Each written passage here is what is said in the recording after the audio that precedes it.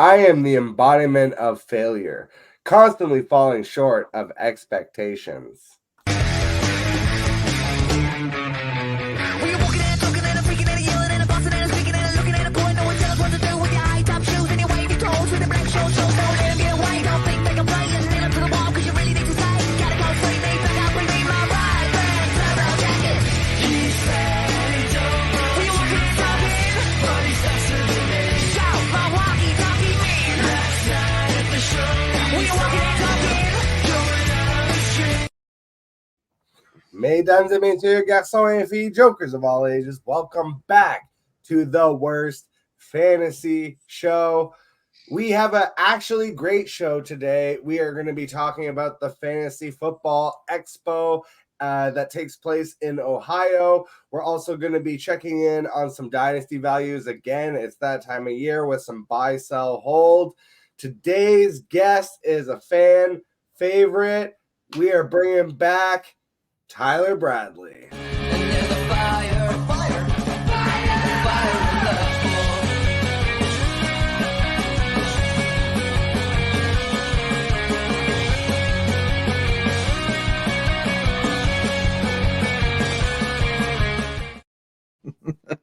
Welcome back to the show, Tyler. What's up, Jack Lucene? Dude, I always get pumped when I get to get on the show with you. You know, appreciate all the, the hype and the little intro there. It's great to be here. I feel like the bar is low. Like tonight I am on the worst fantasy show. So I feel like, I can give the bad takes even, and it's gonna be okay. And we're gonna laugh. We're gonna have a good time. Well, apparently the bad takes are what go viral these days because the bad take today had like 5 million fucking views, and no content that I'll ever produce in my life will come anywhere close to that, including this show. I appreciate having you on, though, since you are on the worst fantasy show. Why don't you tell us all the actually good work that you've been doing lately? Yeah, so the Fantasy Football Advice Network, it is our social media platform for fantasy football, has been growing. We've been seeing some awesome stuff happen. The community's growing and creators are coming in. So it's just continuing to build, which is awesome. And it's cool to see the community thrive, and the content's coming.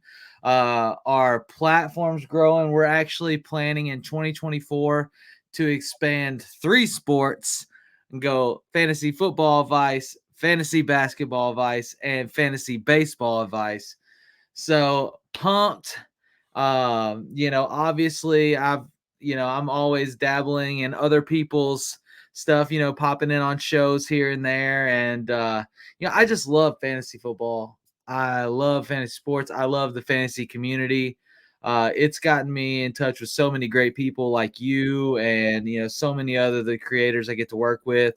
So, I'm just enjoying the ride, We have to put you more in touch with some of my puck guys because we got to get some fancy hockey going. Can't Dude. leave hockey out left in the cold. No. So hockey is in the plan. We have a 3-year expansion plan and hockey's there. But as you know, Jack, I played for my first season ever fantasy hockey and I don't watch it. I have no idea. I'm looking at the stat lines and projections and we're on Yahoo. I don't even know how to project, but luckily Yahoo has this little button where it's like start active players. You just click it and it fills your lineup. But I will tell you, if you play that way, you will not win. Pretty much. So the worst, the way that I have played fantasy hockey this year, I deserve the worst fantasy show. You know what I mean?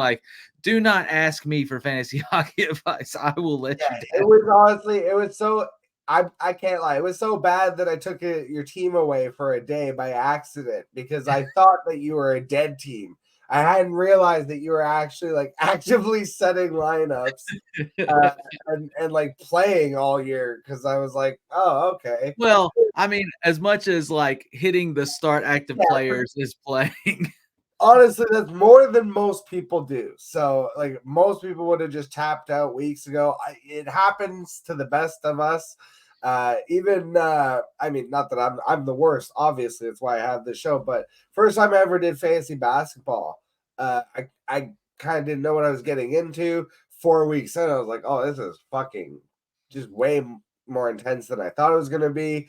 And I honestly just like I told the person, and they just now in that case, like they ended up taking my team and handing it to somebody else. But I just was like, this is way too much. And now I've got 7 hockey leagues, 2 basketball leagues, and a partridge in a pear tree. But we're here for the fantasy football. This is a fantasy football centric show.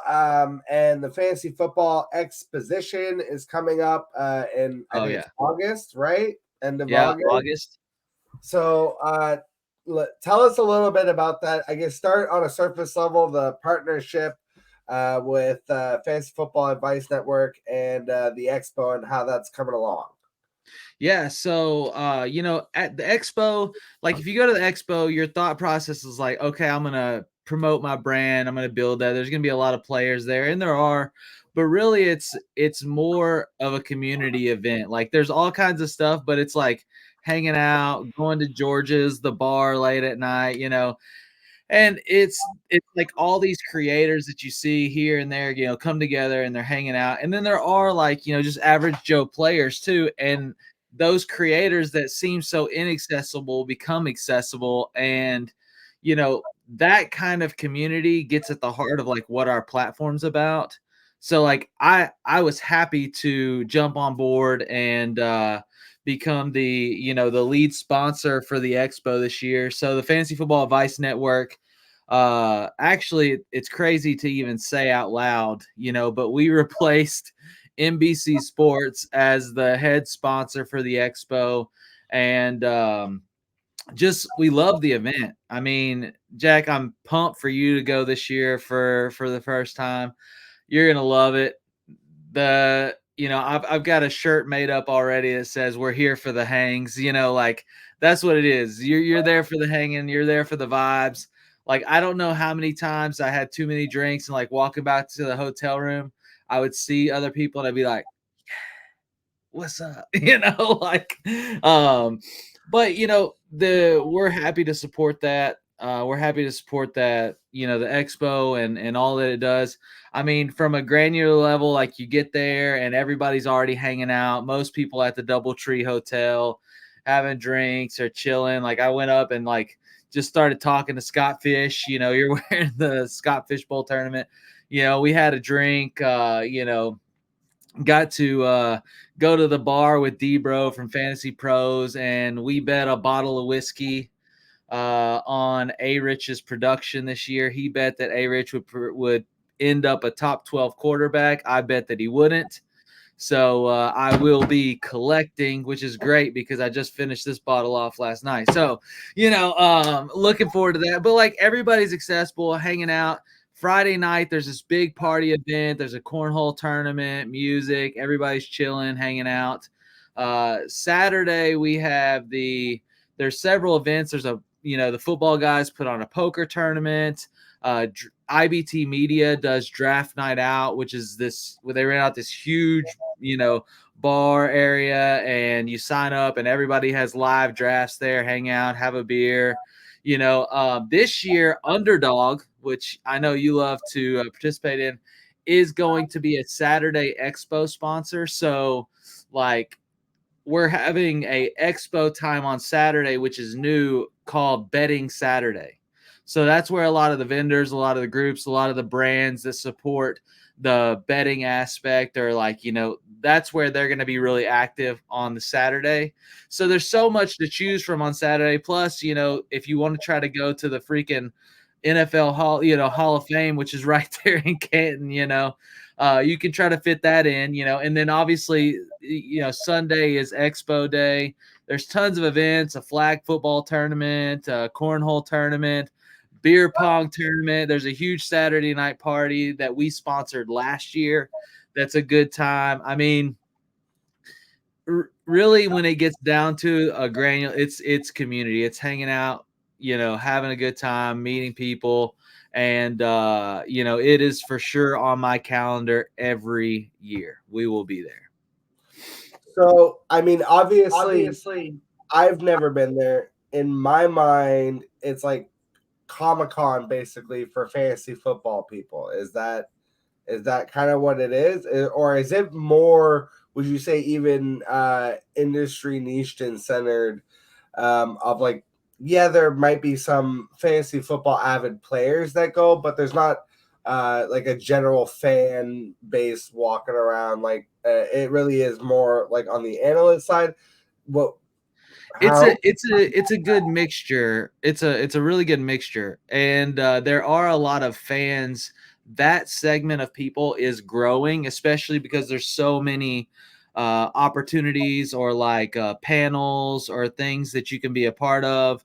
They have the Kings Classic, which is a huge tournament with a bunch of pros, and like those guys spend time, it.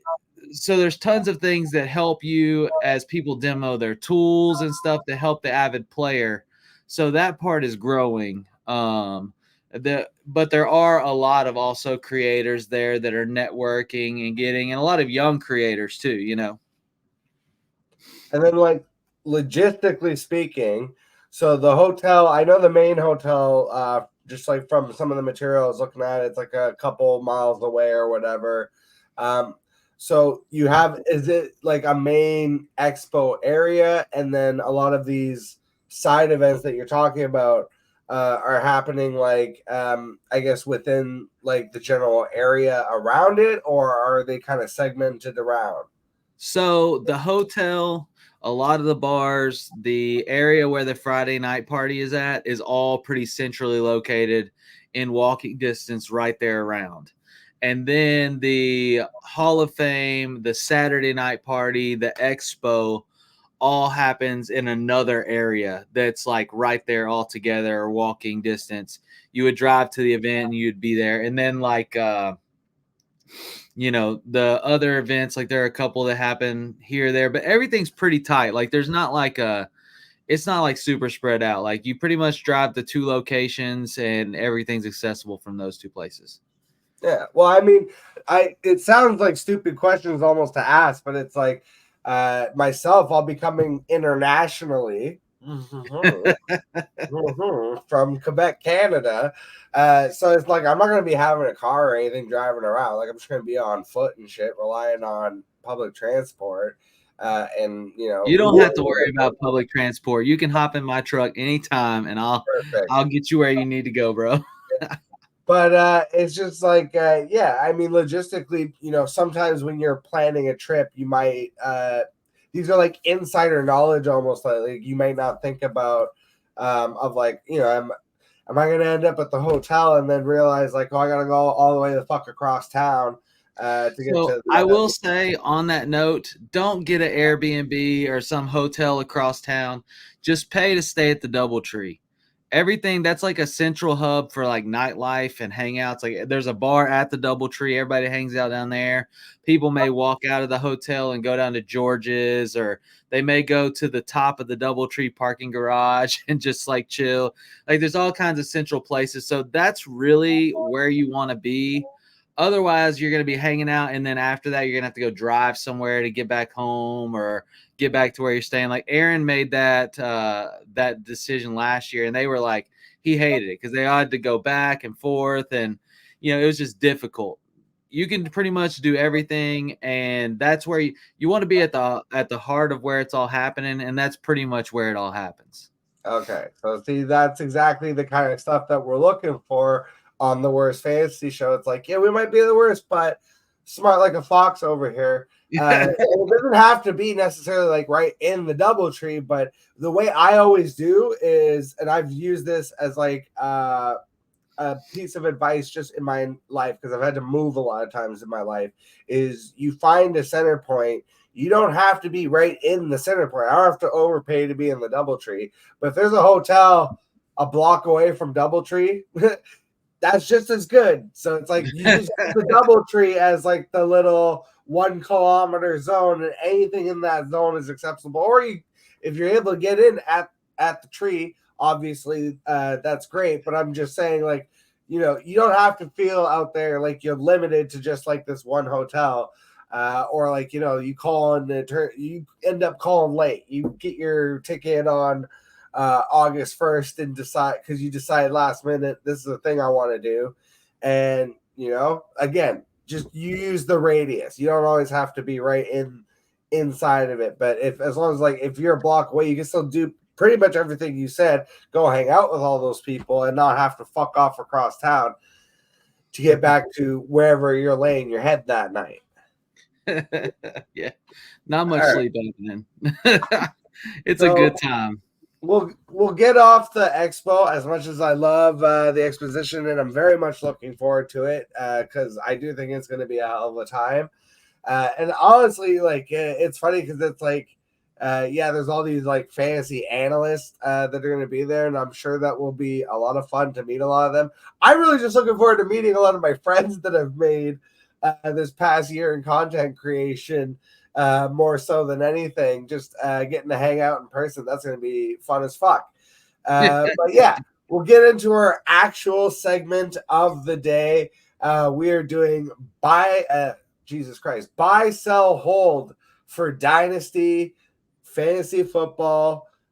Basically, the way this is going to work, we're going to go position by position. So I have 3. Tyler has 3. We're going to go one by one, essentially as if we were just conversing, giving a little bit of advice. Oh, yeah, I don't like this guy. I like that guy. Giving the feedback. At the end, to wrap it up in a neat little bow, we'll take our 3 guys and we will decide if they are buy, sell, hold. So, Tyler, as the guest, why don't you start us off with your first of the quarterbacks? All right, my first of the quarterbacks is a little bit of a controversial one in, let's say, what's going to be next for his career. And the quarterback threw for 4,000 yards last season, took his team to the playoffs after being, put off by, each team that had him, including the team that took him number 1 in the draft, only to dismiss him before his rookie contract. And that guy is Baker Mayfield. Look, I had to bring a little heat, right? Like, this is the worst fantasy show. And so you got to have like those names that grind your gears a little bit. And like, I figured I would throw one out there. Your number 1 grinds my gears. So, I feel like grinds mine too, to be perfectly honest. And I'll just out it. Deshaun Watson, Baker Mayfield's replacement, the current quarterback for the Cleveland Browns, who's barely fucking taking any snaps for them. And honestly, even when he did, my biggest thing, and I've said this a million times, he's happy feet out there. He is seeing ghosts. He's got not Zach, you could call it Zach Wilson. He's got Jets quarterback disease right now. I need to see this guy actually play. As far as Baker, I think my main concern is, like, does Mike Evans go or stay? So, like, if let's just pretend Mike Evans stays, then in that case, I would say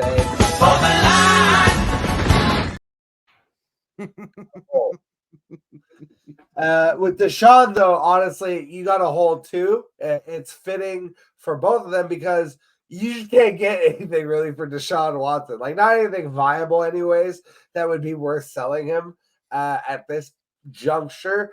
I would wait until, if you're that intent on selling him, you wait until at least preseason and hope that, now they start fluttering some good potential prospect notes about Deshaun Watson in this offense. But no, honestly, like, both of them are holds just by, I feel like, the nature of the beast. It's the next couple of guys on the list that I'm like more hot to trot to talk about. I'll go with my guy, CJ Stroud. I really like CJ Stroud. This is not saying that CJ Stroud is a bad quarterback, but I don't understand why people are acting like he's the next coming of Patrick Mahomes. Like the man had a nice rookie season. I get it. He missed a couple games. He threw for 4,000 yards and 25 touchdowns. Can we calm down a little bit with the CJ Stroud is like the next GOAT talk? Like, I mean, who are they even going to get in Houston that's really like going to change this offense to the point of him being able to ascend much further than what he's already done in his rookie season? Like, he's not just going to suddenly turn into 5,030 touchdowns by himself. Yeah, I mean, I don't know, man. CJ Stroud looks good, man, and he's got a good demeanor. He's not all in the other stuff, like creating issues. I don't feel like CJ Stroud's having issues at the massage parlor. You know what I mean? Like he's pretty he seems like a pretty grounded professional, which is something you look at as an asset. Like you think, okay, a rookie quarterback doing big things. Seems like the train could carry. He seems to carry himself well as a professional. Like Mahomes, you don't hear Mahomes getting in trouble or doing extra stuff, And so, is he going to have a ton of Super Bowl rings? I don't know. Is he a viable fantasy quarterback? Sure. Is he? Did he outperform all the other rookies in this class? Yes. Did he outperform the previous class's rookies? Yes. So when you do see that, I think you do get excited. So I don't know that I would put him. I have to hear your third quarterback before I decide if he's a sell or a hold. Deshaun Watson, I think that you can get behind the narrative of his running capabilities and what he's going to do in that offense. And if Flacco can do it, Watson can do it. And you can get enough to let Watson go. You know what I mean? Because there are still those Deshaun Watson truthers that don't believe he's had his opportunity to show what he can do in that system and at that team yet. And that's who I'm targeting and looking for if I'm going to sell him, Yeah, I do see your point there. Who's your second quarterback before I name my third? My second quarterback is going to be controversial. And I'm gonna announce the player as a pick. I'm trading the 2024 1.01 pick, Caleb Williams. I'm not in. There's so many like that pick. It's a very topical thing to say today of all day. I know, but you got this player, and I don't know that there's been more hype about a rookie phenom, like everything that you would want in a quarterback, the next coming. Like there's so much hype on this player. The loot, right? Like what you could garner trading away that pick is absolutely insane. So it's just like it's like you can, I don't know, it's crazy. But then you look at his resume, and yeah, he can make some throws. Yeah, he can do some things. But he kind of reminds me a little bit of like that Kyler Murray, like attitude, like I'm full of myself. I whine and cry, and like you don't go to a school like USC and underperform, with the same head coach that brought you there, with the talent that left your school to go with you because they believe, and then like, you can't even get a conference title. You know what I mean? Like it says a lot. And so I'm not bought in. I would rather get the guaranteed assets of trading that pick than take the risk on Caleb Williams. I am tickled pink that you brought this up on this show at this time for so many reasons. Okay, let's start with, first of all, Caleb Williams. Go fuck yourself. 100% agree this man is a sell. Okay, and to say, and when I play that meme, it's not saying go fuck yourself to Caleb Williams, but when you draft him at 101 in a super flex, when you try to embrace him in that way, that's what he will say to you. That's how I feel. I agree with you 100%. He is a sell. If you're selling the 101 in a super flex, and you can get, honestly, I would not mind if I could just work my way down. I don't want to just sell right out. There's a lot of really good players in terms of the wide receivers at the top of the draft. I like Brock Bowers, even though he's a little bit undersized. I'm fine with that depending on the offense he lands in. But Caleb Williams at the 101, I'm like, first of all, the only spots I really see him landing right now is Chicago and Washington. Neither of those are like super juice to me for fantasy. Shout out to Dustin Ludke, who has caught all of the shit on Twitter today. He's been on the show several times. He was on the Worst Fantasy Show. He's been on Wild Card Wednesday. He even helped me carry the fucking Thanksgiving episode last year. So me and Dustin have been through it a little bit in the content creation side. So I definitely I didn't agree with how he phrased the question. I think that was a very obvious thing right off the top. But when you're in that position and you're in a media scrum for the first time at a real NFL combine, I can't blame the guy for getting a little overzealous, wanting to get that attention, wanting to get that first question in. The fact that he was able to do so over 100 people and then blow the fuck up on Twitter. Now, it's like your outrage literally did the opposite of what you're fucking lamenting. That's what I hate about Twitter and online. It's like the best content gets left by the wayside. Fantasy footballers, reception perception, Matt Harmon, fucking Matt Berry, doesn't matter. It doesn't matter who you are. You can make the best fucking greatest fucking content that's ever existed in the history of fantasy football, and nobody gives a shit.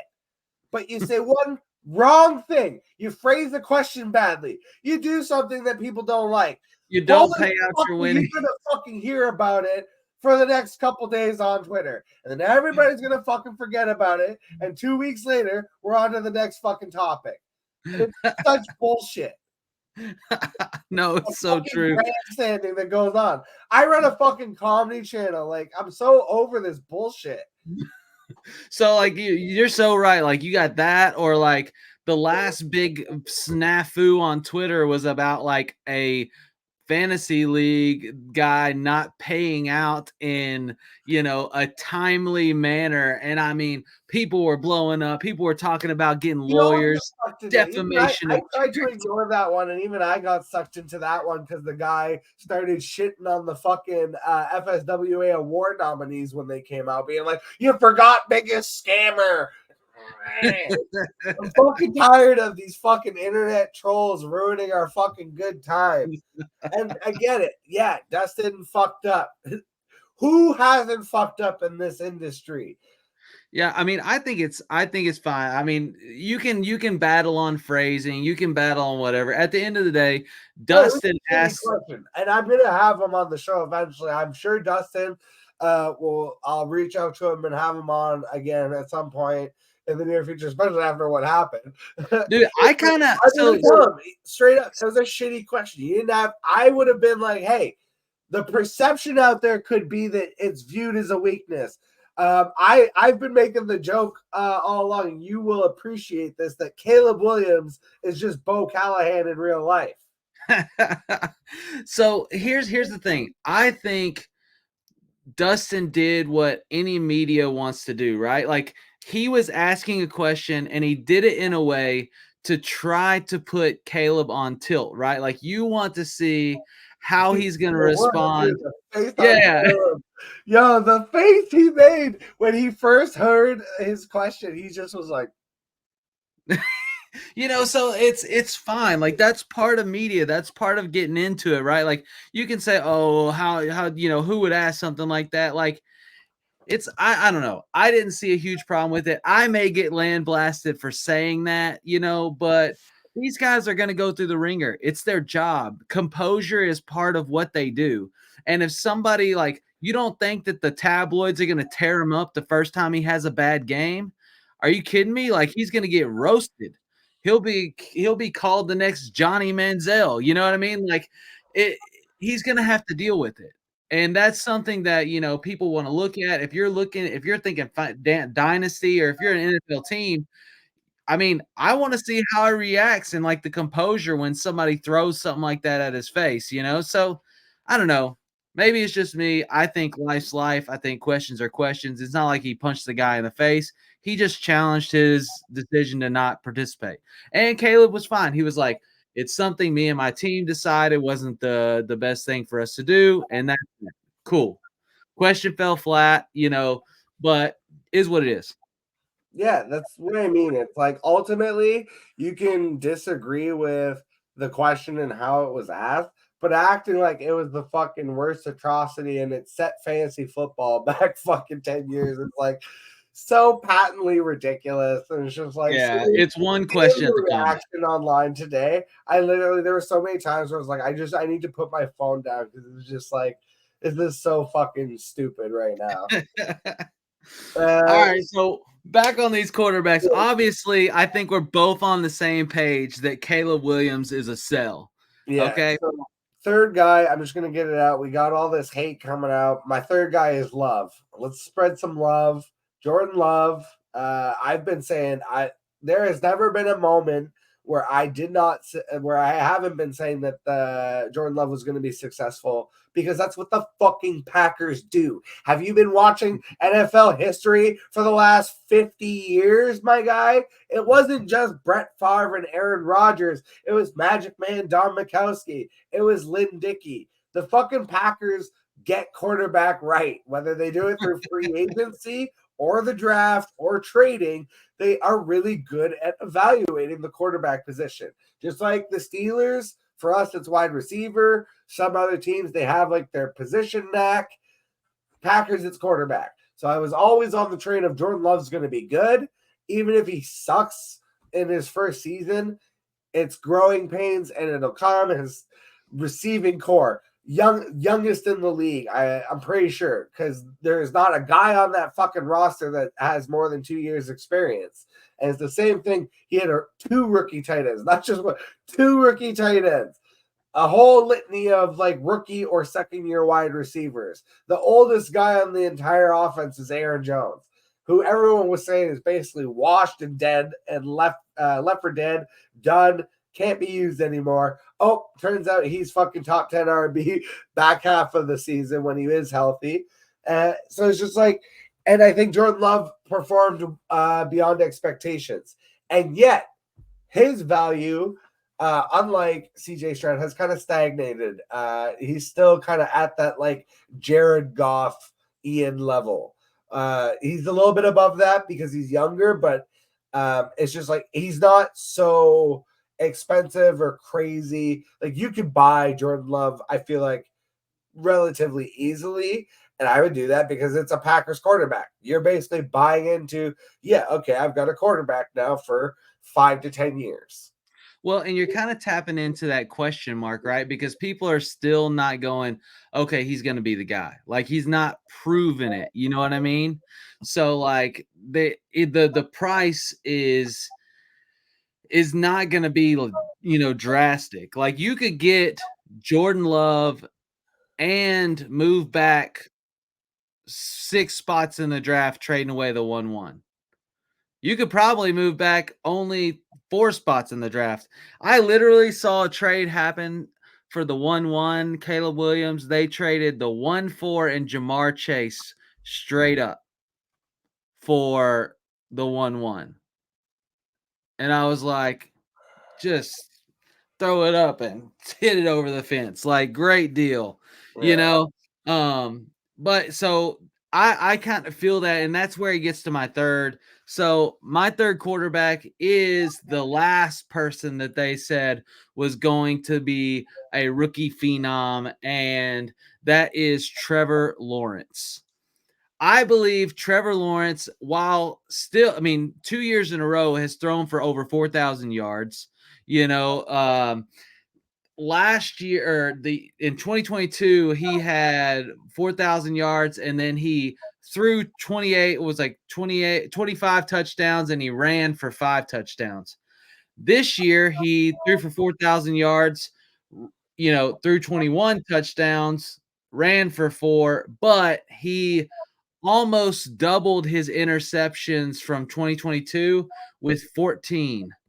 So, like, we're at this place where people are now starting to ask the question, and this is like when you're playing Dynasty, you got to look for these moments where you think talent just tends to drop below the radar, or people start to question enough to trade great value for inexpensive, like to where you can get them inexpensive. And so Trevor is now at this place where people are like, I just don't know. I just don't know, like, if he's that guy. Like, he felt like he still finished top 15 quarterback. I think he finished in PPR at 13 on the season, and people are like, they think about the 14 interceptions. They think about the tools that he had and, how they performed, even though no O-line, you know what I mean? Like and so they're down. Like the stock is down right now, and so I think, and just for me, I think he's a buy because I think I can go out there and I can get Trevor for marginal. I would say less than half the cost that I had to pay for him. I would say less than a third of the cost, or two-thirds, of the cost that I would have had to pay for him when he was drafted. That's how much the stock's fallen. But we obviously see he's got a great arm. He's a prototype quarterback. He's got the talent. It's not like he's not going to start, even if the Jags decided to move on. It's not like he's not going to go somewhere else and be their main guy, But the stock's low enough that I think you can get him for a much, much cheaper price. We're on lockstep on this one too, and that's actually a perfect tie-in. Shout out Aaron Saint Denis, who recently, at FF Mad Scientist has recently started his new thing in partnership with you guys at FF Universe. And I was on his inaugural Dynasty Risers and Fallers series. The first episode dropped today.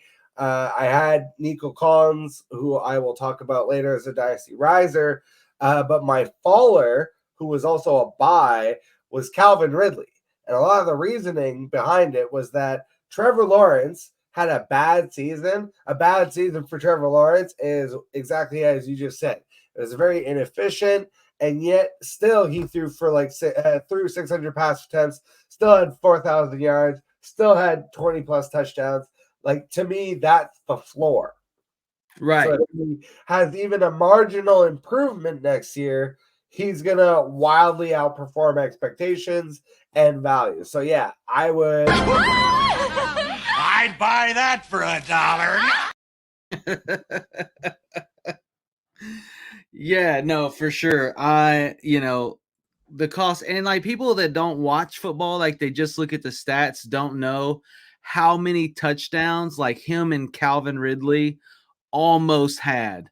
You know what I mean? Wasn't even Zay Jones too. The ultimate spot starter, Zay Jones, had multiple drop touchdowns. Like, it was the whole team. There was at least, I remember visibly watching on Red Zone at least 5 touchdowns that I remember were almost touchdowns, where it was either the guy just barely had it and it went to review and they overturned it, or whatever, like five different times. He had like 2 on the back line of the end zone. Yeah, in the same game. Yeah. All that to say, you can get them. You can get them for cheap. Like, you might, like, Trevor Lawrence drops into that Jordan Love. He drops into that, I would say, even like I was offered. So I inquired in a league about Dak as just like a spot starter backup, and they asked me for Trevor Lawrence and a first to get Dak. That's like, but I mean, that gets you the idea of like where the stock is in people's minds on T-Law right now. So, for me, if I was to, should I sum up my 3 in a buy, sell, hold, or how should it? You can go first and sum up your quarterbacks. So for me, easy buy, sell, hold. I'm buying Trevor Lawrence. I'm selling the 1-1 Caleb Williams 100%. It's gonna help me rebuild my team if I'm looking for, like, if I finish last and I have the 1-1 and I'm in a dynasty rebuild, especially, which is most situations, man, the depth I can create with that singular pick can rewrite the story of my team. And then I'm going to hold Baker because I think he did enough. I mean, he outperformed Trevor Lawrence last year. I mean, he finished as the 10th quarterback or something like that. Like, I can't remember hold on, what exactly, but either way, whether he has the weapons or not, he performed at a high enough level that he finished as the 10th quarterback in PPR. So I want to see if he gets a longer contract, if he gets some staying power. If Tampa comes in and they offer him like a 2-3 year, even 4-year deal at $25 million or something, where he doesn't cost a arm and a leg, or if another team comes in and does that, offers him some kind of, like, I saw a thing today where the Patriots were interested in bringing in Baker so that they could then spend the third pick on Marvin Harrison Jr. And I was like, I don't think it's that bad. And if that was to happen, like if Baker was to go and he was to get an elite wide receiver like that to replace Mike Evans, you can shake your head all you want, but the value on him as a dynasty asset would increase. You cannot say if he went to a team and got Marvin Harrison Jr. as his wide receiver one that his stock would not go up. And that's all you're looking. It's not like you're looking to snag Baker and run with them for your dynasty football career. What you want is enough value that now you can go and dish him for more than a third round pick. You know what I mean? Which is what you were getting a year ago. Man, sorry for our audio listeners out there that couldn't see the fucking stink face I was making when you mentioned Baker Mayfield, Marvin Harrison, and the Patriots.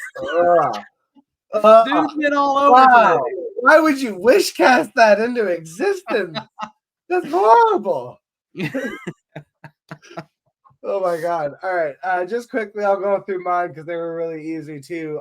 For me, Deshaun Watson is the hold right now. I don't see the value in trading him. Like, yeah, maybe you find that one truther out there. I feel like you're just not going to get the same value as if you wait until even preseason and get some glowing reports maybe of, oh, Watson's working his way back and like now's not the time to. So I'm holding him for sure. I'm selling CJ Stroud on this potential that he's the next fucking Tom Brady, and I'm holding. I'm buying Jordan Love. Sorry, because I see the value. And he had a better season than CJ Stroud for fantasy. He had 4,200 yards and 30 touchdowns. So I think I would prefer, honestly, just straight up Love to Stroud. And Love has a much lower value currently in people's perceptions for some reason. I don't really get why. Like, yeah, the guy, again, Stroud had an amazing rookie season, but it's like, Devin, people act like they had no run game, even though Devin Singletary was like averaging 5 yards a carry and 20 to 25 carries a game and was like super underrated for this team. And then a really underrated defense also. I think that's a part of the story that people overlook. The year before, their defense was a sieve. You could play the run game against them. It was locked that Derrick Henry was going to get 200 yards against them every fucking game. Derrick Henry, I think, had less than 50 collective yards in both games against the Texans this year. That was for a reason. That didn't just happen out of nowhere.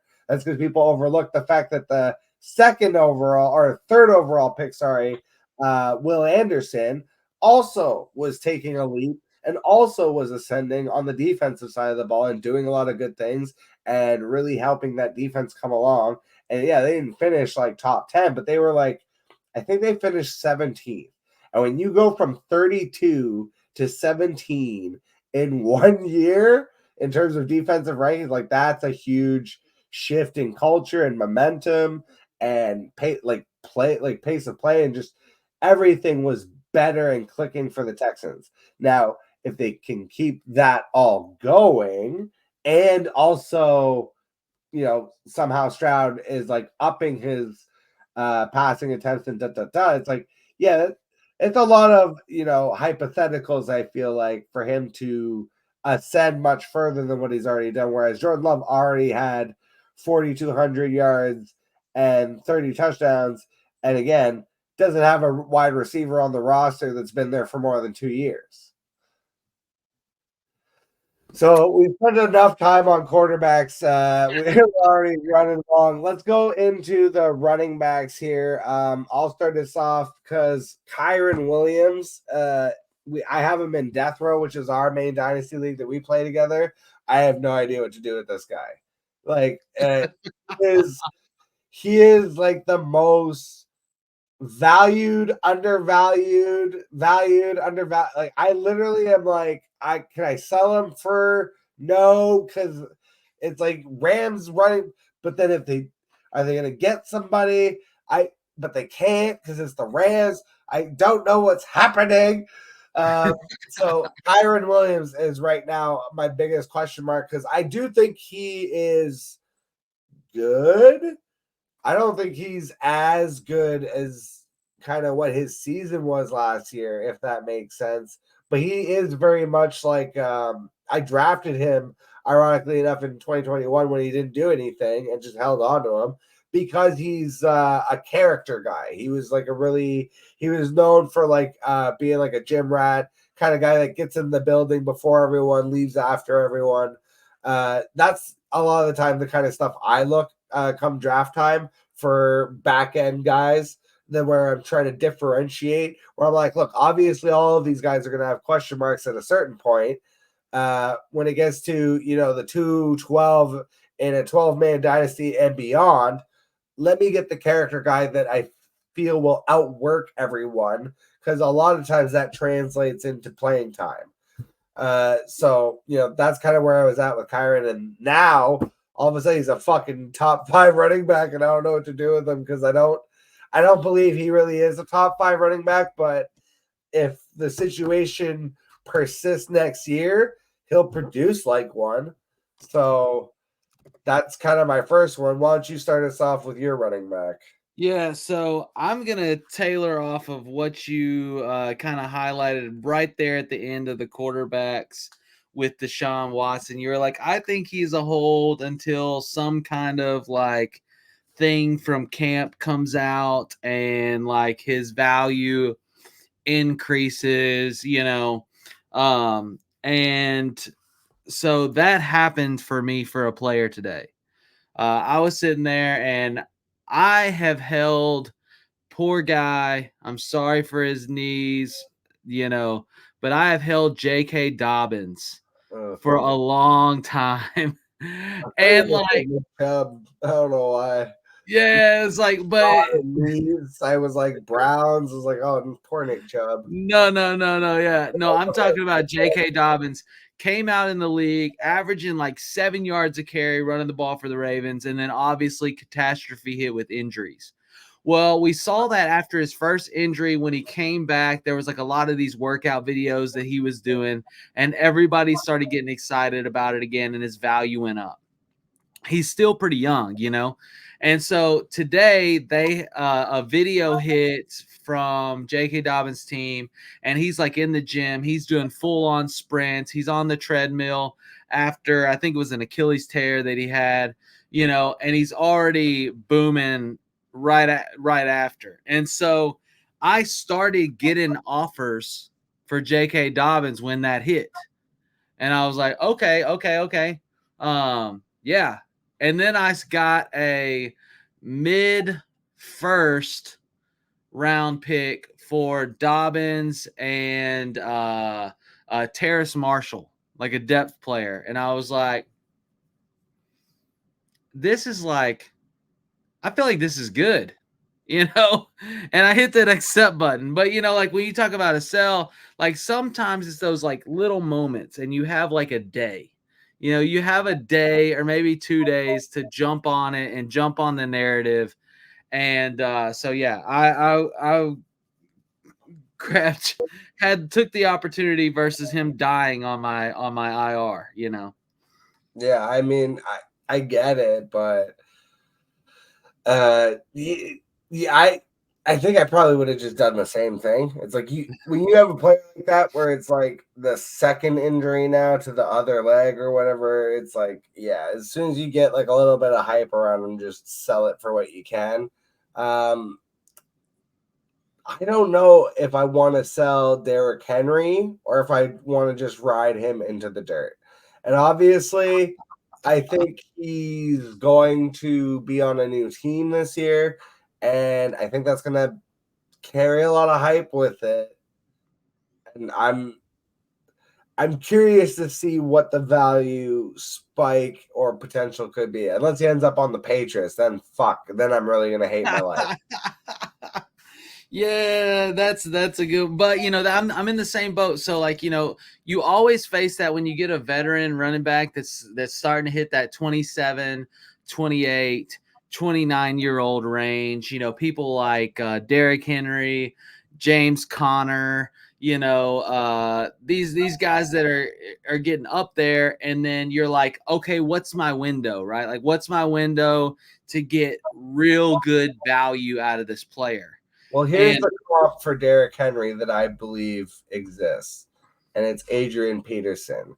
If Adrian Peterson hadn't, beat his kid with a switch and missed a year of football, and especially if he had stayed with the Vikings at the time that he was with the Vikings when that happened, he was still very much a dominant figure in the NFL, and he was about the same age as Derrick Henry is now.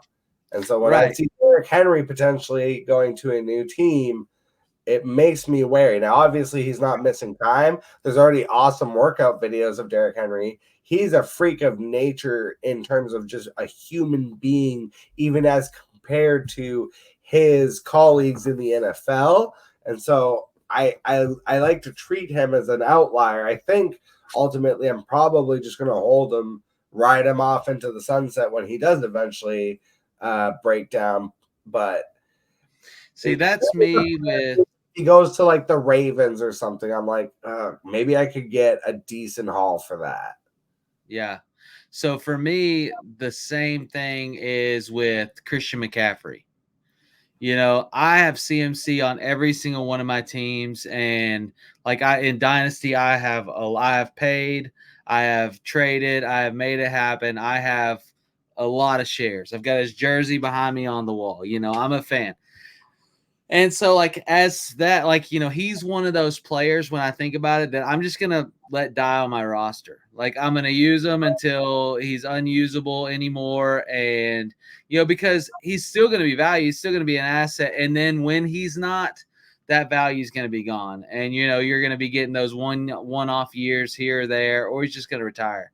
And so, but he's that good of a player that I think I'm just going to hold, you know, and like, ride the wave until it hits the beach and dies. You know what I mean? My third running back is I actually had another sell outside of J.K. Dobbins because I didn't think that actually counted, you know, but it highlights something that we try to do in Dynasty. My buy is a Jaguar also, and that is Travis Etienne. I wouldn't feel it was a little expensive though, because I But feel it's like not. It's not like I think what Fantasy Pros had him like in running back teens. You know, like if you and actually a good resource, and Aaron used it in a show that you did, and I was like, you know, that's really good. So Fantasy Pros is a bunch of experts, right? That's saying where their value's at. Keep Trade Cut rankings is based on fantasy football players' interaction with the platform. And so it lets you know where players, not analysts, but players' values are on people. And Travis Etienne is outside of the top 15 in, you know, on Keep Trade Cuts rankings. So, I'm thinking about that. I'm thinking I can get Travis Etienne for a late first. Sure, I'd do it. If I get Travis Etienne for a mid first, or something like that, I'd probably still do it. I mean, the guy's had 1,000 yards every single season. And last year, him and like the passing work was, hold on, I'm actually pulling it up. The passing work was there. So that in 2022, 1,000 yards, 5 touchdowns last year, finished running back number 3, 1,000 yards, 11 touchdowns on the ground, 1 through the air, but he had 58 receptions also for 476 yards. So it's like he finished RB3 in PPR on the season, but people don't treat him or aren't viewing him as an RB3. Like, I feel like people value Kyren over ETN. Yeah, okay. I see that. I do understand where you're coming from with that. Like, if I could pivot Kyren as a sell for ETN and anything really, or even just straight up, I think I would almost do that. My third guy is Devon Achane, kind of similarly to ETN. It's like people still with the size issue. Like, I know obviously we all know and saw his explosive games can be extremely explosive, but at the same time he was limited by Raheem the Dream Mostert and injuries, and it was something that caught up with him throughout the year. So it was definitely concerning. And then not only that, but there were games where you couldn't just run for 200 every time you're on the field on 8 to 10 carries. So he might not be a running back that's ever going to see 20 touches a game, but I need to see 15. I need to see at least a consistent 15 touches a game. But I'm willing to buy in on him ascending in that offense next year. So wrapping up the running backs, I mean, the real dilemma for me was Kyren and Derrick Henry. I think ultimately I'm just holding Derrick Henry again into the sunset. Kyren probably gonna sell because I do think that people are seeing him really highly, and I do think that the Rams, even if it's not next year, they're definitely gonna move on at some point. Kyren's not so good at, everybody thought Akers was going to be the second coming. How quick did they, just move on after he had a great season? They're like, huh. So that's kind of where I'm coming from with that. If I could pivot into like Travis Etienne or like another running back, I would be okay with that. And then Achane, I would buy because I feel like people still aren't buying into him quite at the level that they should. And I like having those super spike week type performances on my Dynasty roster specifically, because it's like winning 3 weeks with Achane is worth having him on my roster above, a lot of other guys that we could be talking about. Yeah. And for me, right there, ETN's the buy. I just think the value is there and the view on him. Like I said, the trade you can pull is killer. CMC as a hold for me. I'm gonna, we're gonna ride that one as long as we can. And then the sell, I'm selling J.K. Dobbins based on today's video that hit. But I will also say another sell for me based on the Jamal Williams narrative and is David Montgomery. I think David Montgomery can bring a pretty penny, and I don't know that he finishes his contract in Detroit. Yeah, that's an interesting one too. Let's move on. Just throwing that out there to think about. Yeah, for sure. Let's move on to the wide receivers. So start us off with your wide receiver. So my wide receiver is a pain for me, and that is George Pickens. I drafted a lot of shares of George Pickens, and last year I got a lot of hope with George Pickens. I saw George Pickens make some good catches, which we've seen him do. I saw him start to come out. I got excited about it.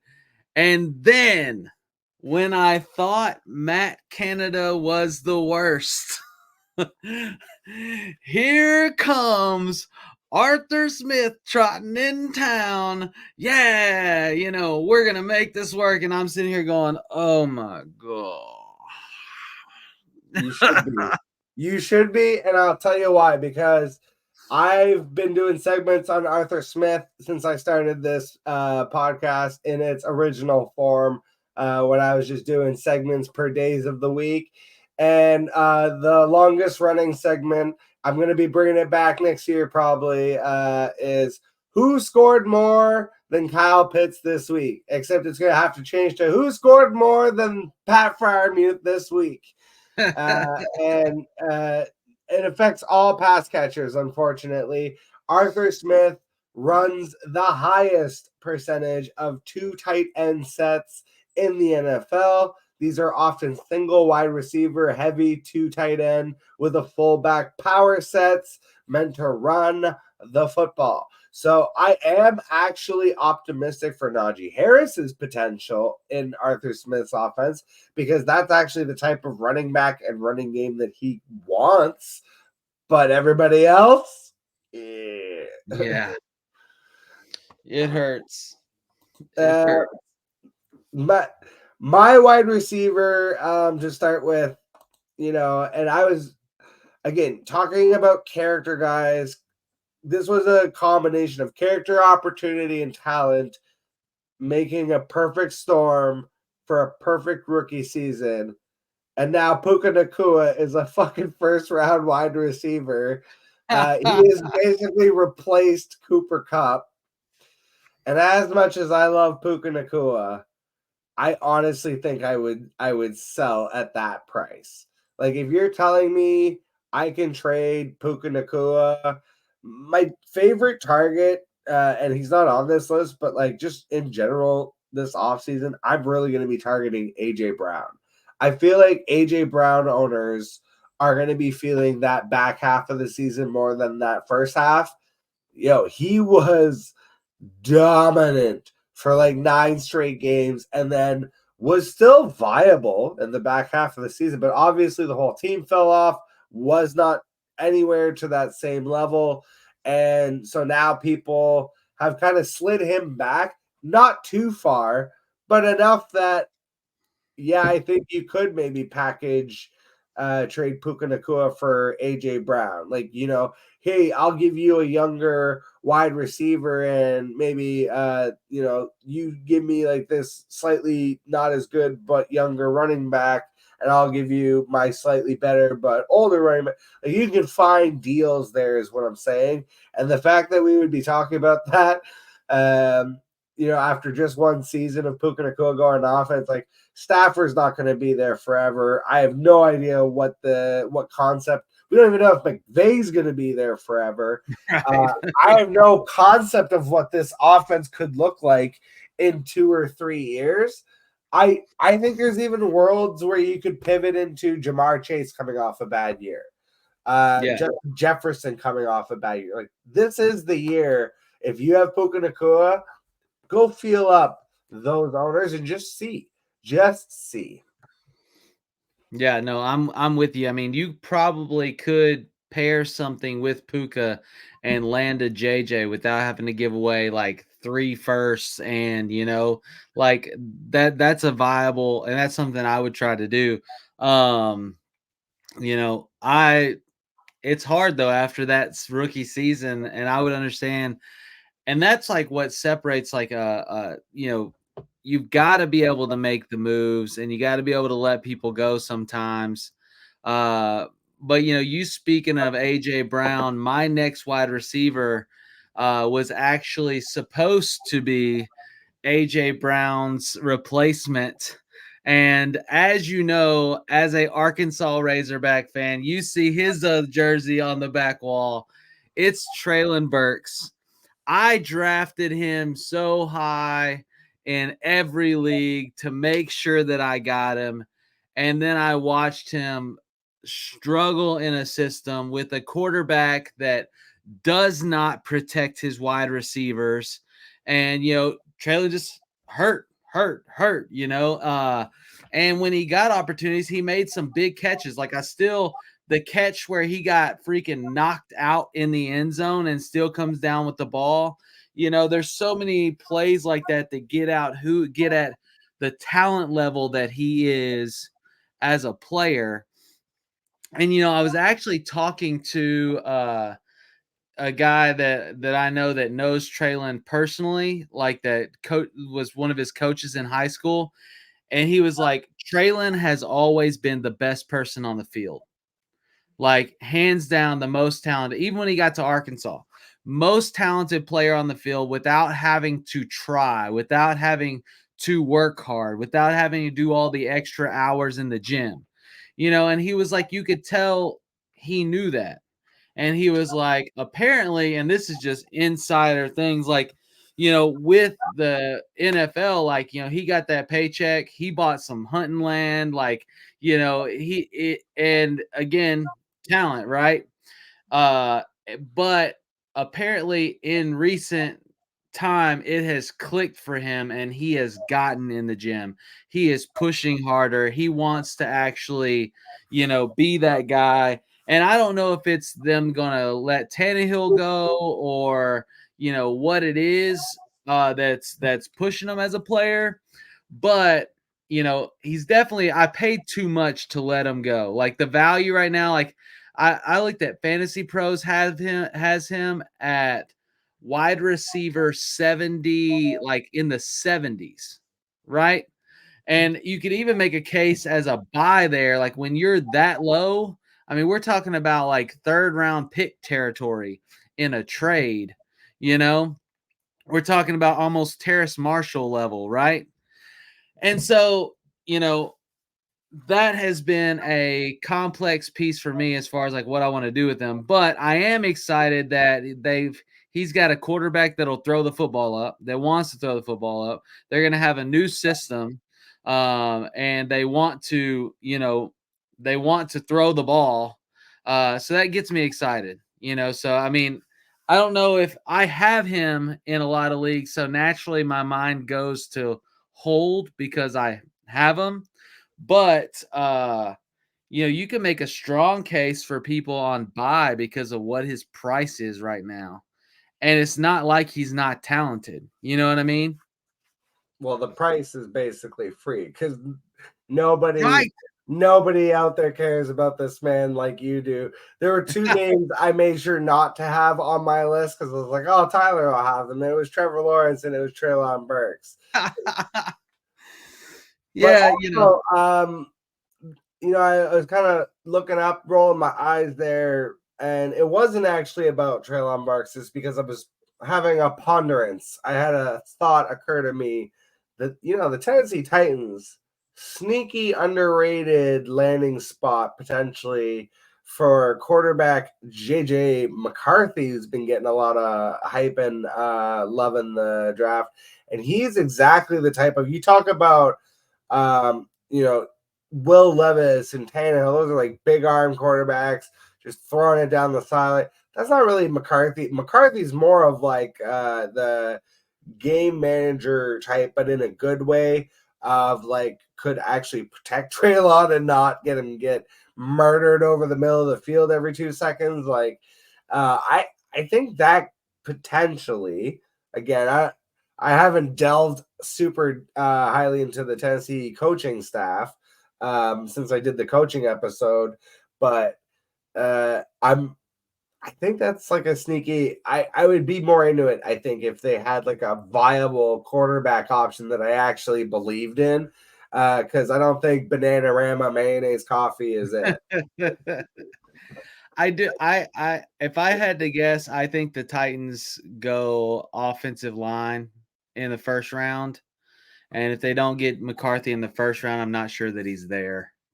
So normally I would talk about Nico Collins, but I'm just going to say basically to hear my thoughts on Nico Collins, shout out again to FF Mad Scientist at FF Universe, the show that I dropped with them, Dynasty Risers and Fallers.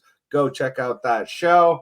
Nico Collins was my riser, and he was someone I was selling because the value is just crazy right now, depending on what platform you're on, anywhere between rounds 2 and 4. Even if it's round 5, 6, I'm like, there's other guys there that I think you can start talking me into it, but it's still an argument. But in the third round, even like, no. So that's a sell to me. Just get that out of the way. JSN, I'm just gonna throw it out. We're gonna skip a little here. The talent. I think everybody was buying in on talent always wins out. Well, guess what? Last year it didn't. Last year, Geno Smith, the Seahawks, Tyler Lockett, DK Metcalf. It was too much for the talent to overcome. But I think most people are still in on JSN. I do think you still have to pay a decent chunk for him. But I would, if you could buy a dip, this might be one of the only times that you could get kind of a dip on what was. I think people were really enamored with them going into last season. I think you could maybe buy that dip this year, but I don't know. I'm personally less into it, but it's just throwing it out there. I feel like, see, I'm the perfect example of like if I drafted JSN, I'm kind of feeling lukewarm on it now. You could maybe get me depending on what you offered. Yeah, so you, because you don't like draft picks, probably not. But I have gotten JSN for a second round pick. Yeah, I think that's a big win for me. huge. JSN is one of my targets this season to buy. You started to see him actually really come into his own towards the end of last year. Obviously, Lockett's not going to be there forever. I'm not sure DK is going to be there forever. I know they gave him his contract, but I can see JSN be an integral part of that offense. I'm a little worried about the quarterback play. I think that I could see the Seahawks trying to take a quarterback this year to start working in to replace Geno. But we'll see. My last wide receiver was Jameson Williams. I think he's an enigma and an exciting one. You saw a lot of big plays. You saw a lot of opportunity. Kind of gave you that Will Fuller vibe in his prime. But even like with that the playoff play where it was like a little short pass and he took it to the house. If you talk to the receivers on that Alabama team with Jameson, they all said he was the best receiver there. And we're talking about Waddle, we're talking about Mechie, we're talking about these guys that are prime now, right? And they're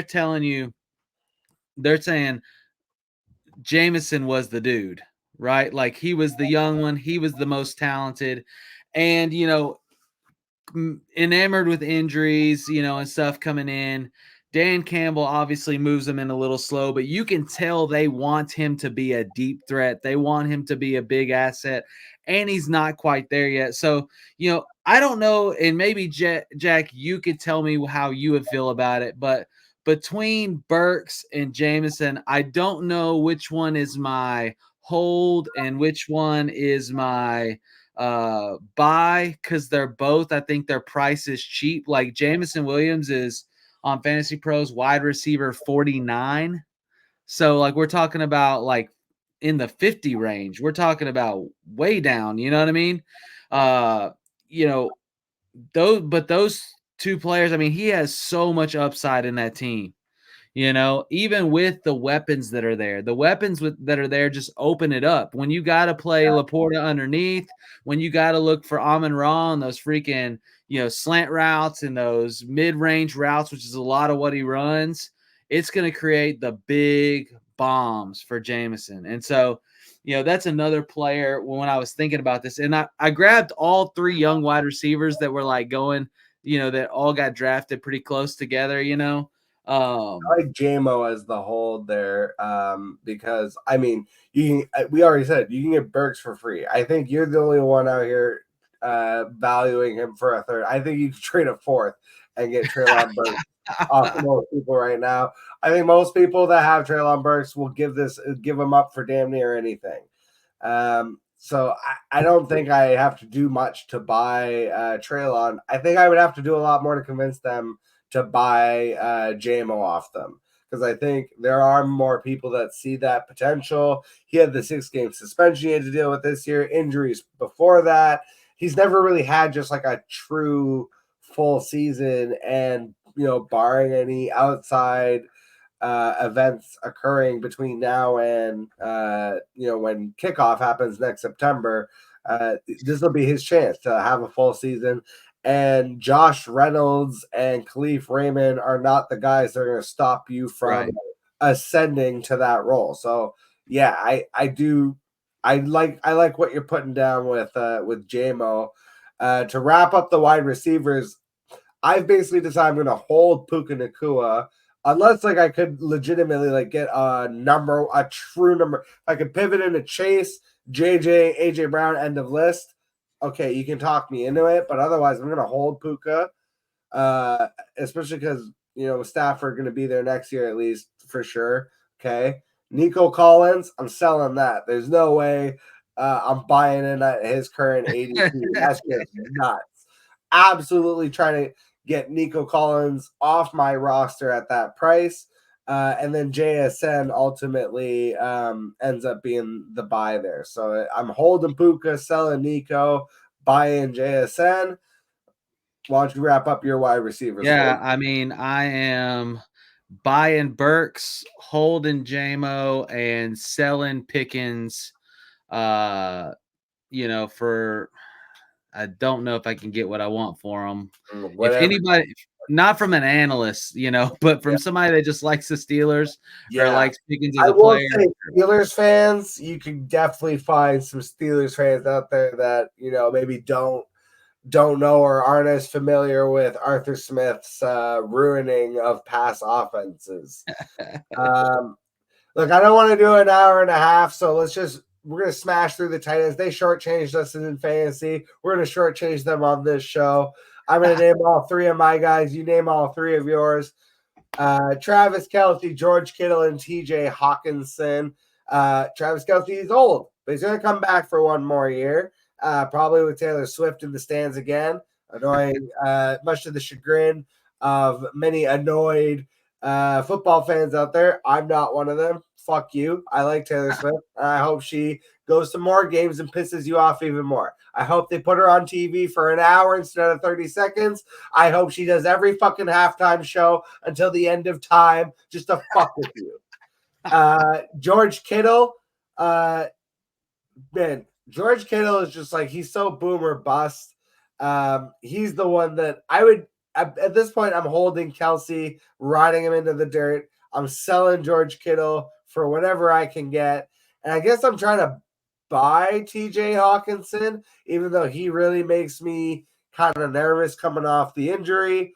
But I think it was clear that he was like the second target in that offense. As much as I like Jordan Addison, I think very much like he's the PPR mid-tier second look, especially if Kirk Cousins ends up returning to Minnesota.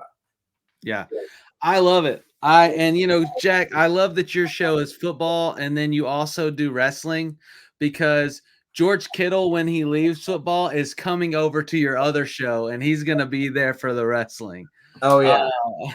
So super pumped. So I actually kind of went with some young guys. Michael Mayer, I think he is going to be Jason Witten number 2, but even better of an athlete. He's a complete tight end, and flourished, I would say, in a system where the Raiders were trying to identify themselves because, they lost Garoppolo, they're working with Aiden O'Connell, But I think we see, typically with tight ends, it takes a year or two before they really pop off. And so I think year 2 is probably the emergence for Mayer. Excited about that. Mark Andrews is a sell for me. I think that Isaiah likely showed this year that he's not a necessity, and he's getting older, and he thrives in the Baltimore system based on target share. Like, he's Lamar's go-to, like, let me just get the ball to him. But we know he has some health stuff that he deals with on another level that's probably going to take him out of the game a little bit earlier than most. He's pushing, but he's still young enough that, like, he's looked at as tight end 2. Like, if you go on Fantasy Pros, he's tight end 2. So the kind of value that you can get from a player like that, even though it's hard to let, as you call them, mandrews, it's hard to let a player like that go. I think it's hitting that point where his value is still everything that it has been, but is going to decline soon. Even if it's just his ability to stay on the field. And then go ahead.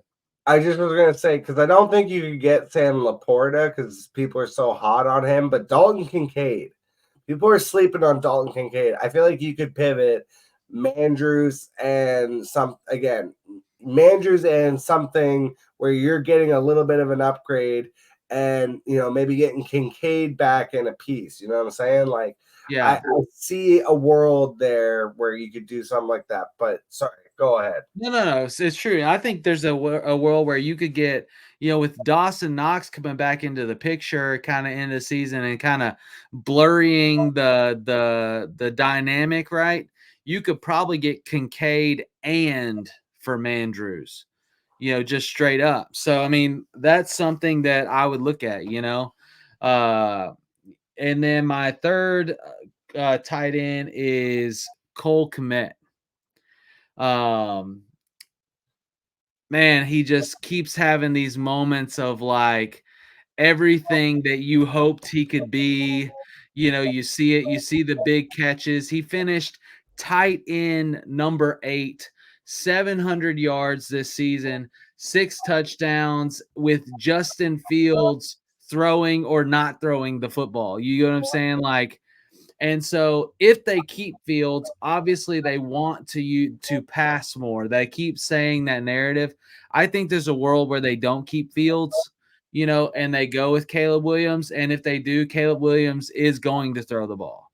And so by proxy, I think there's more targets available for him, and we're going to see more of what he's capable of. But I think Cole Kmet has everything to be one of these, top 10 tight ends for the next 4 years, All right, so just wrap us up your 3 tight ends there one more time. Buy, sell, hold.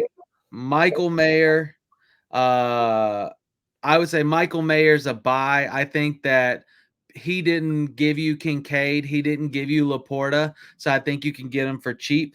Mandrews is a sell for me because he's still at that pinnacle value, but I think we're going to see a decline shortly. And Kmet is a hold because while he hasn't reached elite status to the minds of people, or even I guess you could make him as a buy because of that, like, he hasn't reached that status in people's minds yet. Like, when you think of Kmet, you don't think that in the last 2 years he's finished top 10 in PPR, tight end 7 and tight end 8. You just don't consider that. You don't think about that. He had 7 touchdowns the year before last, 6 touchdowns. That slips your mind. Like, Cole Kmet is an afterthought. You know what I mean? In that realm. But the value's there. No, I totally agree with you. Boom, we're dropping it like an elbow drop. Let's get the hell out of here. One more time for the people out there. Tell us where we find you and all what you're doing. Yeah. Come to the expo. Go to our website, fantasyfootballadvice.com. Sign up. It's our social media community. Tons of people hanging out, talking fantasy football. We have a free membership. We have paid opportunities. We have all kinds of stuff. Jack's articles come on our site, which we are grateful to host those. Jack's a killer writer and a creative writer, so love that. You can follow us on any social media platform at FF Advice Network. And if you just want to talk to me, you can follow me at Tyler Bradley CP. I'm not that exciting, but I'm happy to be here and, happy to be hanging out. He undersells himself, but he's a lot more exciting than he gives himself credit for. And he beat me to it. Yeah, all my articles, when I do write, are exclusive to at FF Advice Network. That's kind of the partnership that we have. All of my other shit, like this dumbass show, is completely separate and only affiliated with a jamoke like me. But when I do my articles, because I actually am a pretty good writer, have been writing my whole life. So when I do those end up exclusively on Tyler's site at FF Advice Network, which now has a handy little app. So go download that in the App Store. On Apple App Store or fucking Android. Apple, Android, it's rocking Android out there. Shout out to you fucking tech centers. All right, let's get the hell out of here. Thank you guys so much for watching the show. As always, help support the show. Super kick that subscribe button. Help share the show. Sharing is caring. Share us like you were outraged or some shit. And I will catch all you guys on the flip side.